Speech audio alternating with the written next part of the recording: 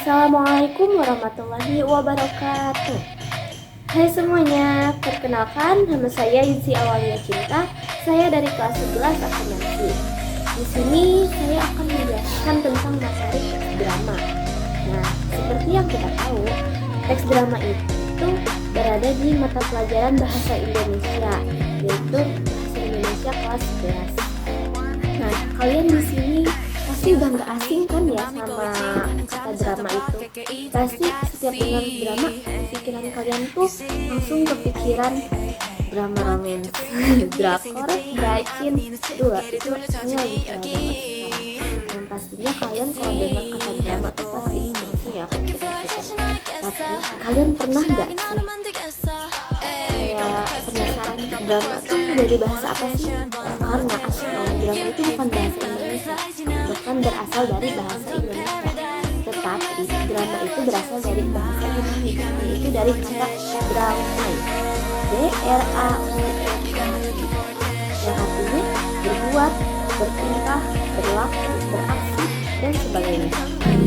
Jadi, pengertian drama ini bisa kita simpulkan sebagai sebuah cerita atau lakon berupa kisah kehidupan. Di dalamnya terdapat dialog, lakuan tokoh, dan juga berisi konflik. Nah, setelah pengertian drama tadi, sekarang ada pengertian teks drama. Nah, sini kita kasih tahu apa sih teks drama itu? Teks drama itu adalah teks cerita yang dipentaskan di atas panggung yang menceritakan kehidupan melalui adegan tokoh. Jadi kayak misalnya tuh ya si teks ceritanya itu dari si pengarangnya bisa diadegankan oleh para tokoh-tokoh yang ada di drama tersebut. Lalu ada ciri-ciri dan karakteristik teks drama. Yang pertama, teks drama memiliki cerita dengan berbentuk dialog. Kedua, teks drama mempunyai instruksi khusus. Ketiga, teks drama memiliki konflik dan banyak konflik dan aksi. Keempat, teks drama berada di sisi samping kiri dialog. Kelima, teks drama harus dipentaskan oleh manusia dan juga harus dengan lisan. Keenam, harus juga dibarengi oleh ekspresi wajah dan tubuh. Nah, setelah itu ada unsur-unsur teks drama. Unsur-unsur teks drama terbagi menjadi dua. Satu ada unsur intrinsik, kedua ada unsur ekstrinsik. Nah, unsur intrinsik adalah unsur yang berada di dalam drama tersebut. Ini seperti tema adalah gagasan pokok yang terdapat di dalam drama tersebut. Dua ada latar. Latar terbagi menjadi beberapa bagian, seperti latar waktu, latar tempat, suasana dalam drama, dan lain sebagainya. Ketiga ada penokohan. Ketiga ada tokoh dulu ya. Nah, tokoh itu orang yang memerankan drama tersebut. Keempat ada penokohan. Nah, kalau tokoh orang yang memerankan, kalau penokohan ini ibaratnya seperti sikap, ciri-ciri khas yang berada di dalam tokoh tersebut. Nah, seperti misalnya tuh dia penokohannya dia harus jadi anak baik, ramah, cantik, pintar. Terus juga dalam penokohan terbagi menjadi 3 bagian. Nah, dari 3 itu pertama ada protagonis. Protagonis adalah orang atau pemeran utama dalam cerita tersebut. Kedua ada antagonis. Antagonis adalah tokoh yang menantang protagonis. Biasanya antagonis ini adalah orang yang atau tokoh yang. Ketiga ada tritagonis. Tritagonis adalah tokoh pendukung.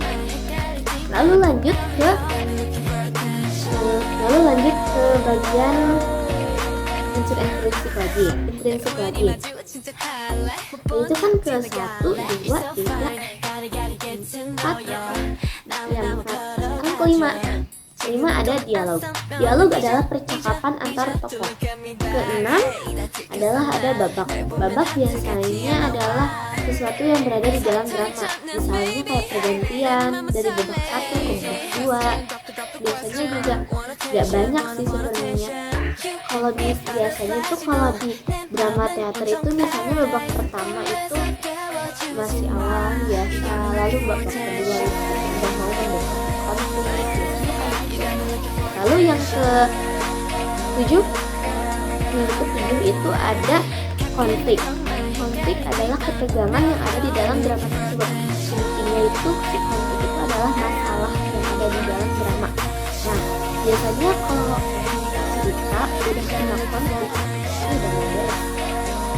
Nah, habis konflik, habis itu ada amanat. Yang kedelapan amanat.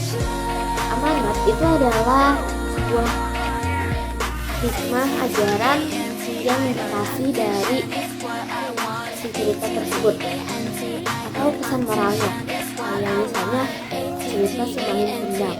Dari cerita Semangin Kendang kita mengambil hikmah atau mengambil pesan bahwa kita sebagai anak tidak boleh durhaka kepada orang tua, karena doa orang tua yang dizalimi oleh anaknya pasti akan dengan mudahnya dikabulkan. Lalu setelah unsur intrinsik terdapat unsur ekstrinsik. Unsur ekstrinsik ini adalah unsur yang berada di luar dalam drama, yaitu biografi pengarang, falsafah hidup pengarang, dan keadaan sosial dan budaya masyarakat. Setelah unsur-unsur drama, kita lanjut ke struktur drama. Struktur drama terbagi menjadi 3 bagian. Pertama ada prolog, kedua dialog, ketiga epilog. Prolog kita udah tahu lah ya, kalau kita udah biasa nonton baca cerita, baca drama atau apa, kita udah tahu prolog itu apa. Nah, prolog itu sebuah gagasan pokok atau awal cerita. Biasanya itu kayak ini tuh sebelum ke jalannya dialog. Biasanya di dalam drama itu suka ada dulu prolog yang seperti menceritakan arah alur ceritanya seperti apa, awal mula ceritanya seperti apa. Kayak misalnya contohnya contoh drama Semangin Kendang. Di situ tuh pas awalnya, pas prolognya itu pas diceritain seperti ini. Pada suatu hari, di hari ini hiduplah seorang pemuda. Itu udah masuk prolog. Jadi di setiap awal drama, cerita atau apa pasti akan ada selalu prolog. Lalu yang kedua ada dialog. Nah, kita tahu sendiri kan kalau dialog itu percakapan antar tokoh ya. Ya biasanya suka ada di pertengahan cerita lah. Sehabis prolog itu pasti langsung disambung dengan dialog percakapan antar tokohnya. Lalu yang ketiga ada epilog. Epilog adalah kesimpulan penutup dari drama tersebut. Misalnya biasanya kepada amanatnya yang diceritain di situ. Kayak misalnya tuh akhirnya tuh gini apa? Kayak misalnya akhirnya si pemuda tersebut meninggal dalam keadaan ini. Nah itu tuh udah masuk ke struktur epilog. Sekian penjelasan mengenai tes drama. Maaf apabila ada kekurangan dalam penyampaian dan kurang mengerti dalam penyampaian. Wassalamualaikum warahmatullahi wabarakatuh. Bye.